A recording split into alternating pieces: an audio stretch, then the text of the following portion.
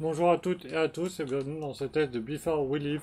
Donc Before We Live est un jeu créé et édité par Team 17 Digital. Il a été sorti durant cette fin d'année 2021, je sais plus quand.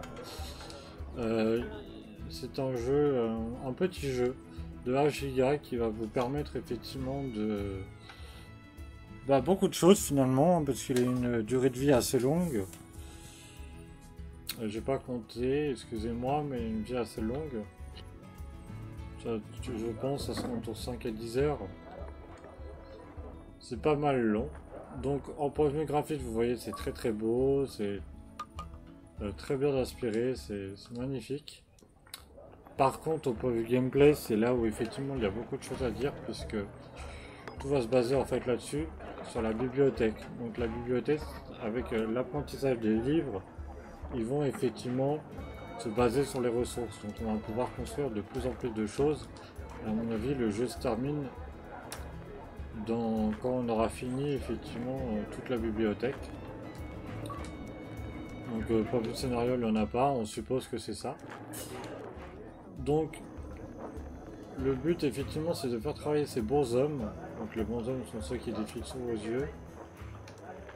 Donc ces bons hommes là, c'est pas des machines, c'est ça qui favorise le gameplay, c'est qu'il faut mettre des cabanes ici pour les nourrir, pour les loger. Après, il faut les nourrir avec champ de légumes, champ de patates. Donc, ça, c'est le champ de thé, le champ de patates à côté.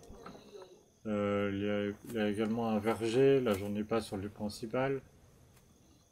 Après, donc là, c'est l'île principale, l'île où vous allez venir. Et ensuite, il faut également construire des pierres. Donc, on peut construire des pierres ici à l'aide d'une montagne. Donc, ces pierres sont là avec une montagne. Il faut les mettre à côté de cette montagne-là pour accéder. Il faut avoir un ascenseur. Donc pour le gameplay c'est vraiment bien puisqu'on débloque l'ascenseur pour qu'il monte là-haut. Après au point de vue matériel on a également beaucoup de choses. On a du fer. Donc là c'est du fer il me semble.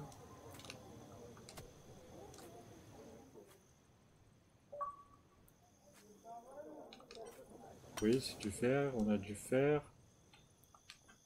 On a de l'acier. Donc on a beaucoup de choses. Générateur à bois pour effectivement créer de l'énergie. Un entrepôt. Ça c'est pour faire des outils. Donc donc au niveau du gameplay, on est relativement propre.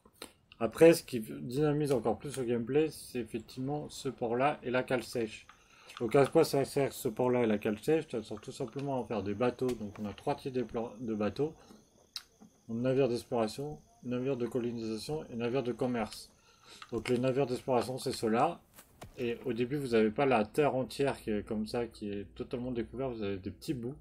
Vous allez sur des cases avec le navire d'exploration, donc tout simplement pour explorer ces petits bouts explorants. Le navire de colonisation, c'est si vous trouvez une île, par exemple celle-là, vous appuyez pour coloniser tout simplement. Et le navire de commerce, c'est important parce que ça permet de faire dispatcher les ressources donc comme je fais ici, d'une île à une autre. Un exemple tout bête, par exemple, pour construire la fusée, j'ai besoin d'essence. Donc c'est où la fusée. Ah non, elle n'est pas là. L'île 3. Donc pour construire la fusée sur mon île 3, j'ai besoin tout simplement d'essence. Donc là, vous voyez, c'est en train de se construire. Et ce produit-là, que vous voyez avec le triangle rouge, il est en manque. Donc ce produit-là ne peut pas se faire sur mon île 3 puisque je n'ai pas de source de pétrole. Bon, ce produit-là, je le mets sur l'île 2. Donc l'île 2 est ici. Et sur l'île 2, on voit qu'effectivement, j'ai une source de pétrole. Donc j'ai effectivement l'appareil qu'il faut pour extraire du pétrole et notamment pour transformer ce produit-là en essence. J'ai cet appareil-là qu'il faut, qui est utilisé. Donc moi ce que je fais, c'est qu'effectivement du coup pour tout ce qui est bateau, j'ai créé tout simplement, je vais sur X là, navigation, et j'ai créé une ligne donc automatique qui me dit que effectivement à l'île 3 port 3, j'ai cette ressource là qui va être transmis à l'infini. Donc à chaque fois que j'ai une ressource qui arrive, paf, elle passe sur l'île 2 par 2, donc j'ai ma fusée qui se construit. Ça peut se faire aussi manuellement. Manuellement c'est simple, on part d'un point A à un point B et on transfère des cultures une fois. Donc ça c'est des ressources une fois d'une île à l'autre, donc ça c'est relativement très bien.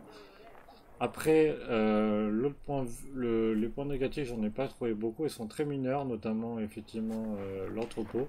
On peut stocker, je sais pas pourquoi, que 10. On va avoir des emplacements de stockage différents. Donc tout simplement. Donc voilà. Après au niveau l'avantage effectivement du gros jeu, c'est tous ces bons hommes là qu'il faut effectivement les nourrir. Il n'y a pas de ça, hein. Il y a l'école aussi qui permet de les cultiver encore plus. Il y a le puits donc pour leur donner à boire. Il y a également on ne sait pas sur cette île là, mais il y a une île qui construit effectivement des plats aussi. Ça c'est relativement bien, on peut faire des plats.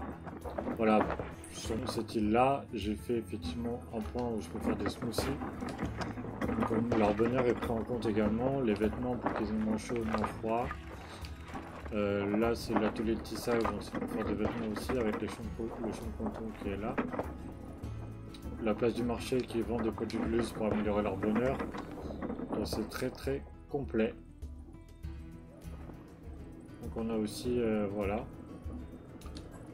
des forges à outils. Donc on a également des petits par exemple pour nous deux où le pétrole en gère beaucoup de pollution. Donc on peut diminuer la pollution avec ça. Vérificateur. Donc voilà, donc il y a énormément de choses à faire. C'est collecter énormément sur tous les matériaux. Donc c'est le gros point positif. La durée de vie, vous vous inquiétez pas, elle est énorme. Il n'y a pas de souci là-dessus. Pour un jeu de 1 giga, c'est beaucoup. Tout orienté, vous voyez, sur les bons hommes qui sont pas des machines. Mon point de gameplay, c'est aux petits oignons. Après, effectivement, le point négatif que je pourrais mettre avec l'entrepôt, c'est que c'est un peu répétitif parce qu'on cherche toujours à faire la même chose. Donc on cherche tout simplement à améliorer cette bibliothèque là. On cherche à acquérir de plus en plus de ressources à la fin, donc c'est un peu négatif, mais c'est pas trop gênant comme point négatif puisqu'il y a tant de choses à faire. Et les objectifs sont faits notamment sur l'exploration, comme je vous l'ai dit, pour réparer la fusée pour aller dans l'espace, pour avoir des bateaux pour explorer la mer, pour coloniser d'autres îles, pour avoir des points effectivement d'explorateurs qui vous permettent effectivement de débloquer d'autres choses, dans d'autres thématiques. Donc voilà, j'espère que ce test vous aura plu. C'était Before We Leave. Donc la note est de 18 sur 20, un très bon jeu, très bon jeu, gameplay très constructif, durée de vie très bonne. Donc moi j'ai adoré pour un jeu de ce type là. Franchement foncé. Donc voilà. Je vous dis à plus et à la prochaine pour une nouvelle vidéo.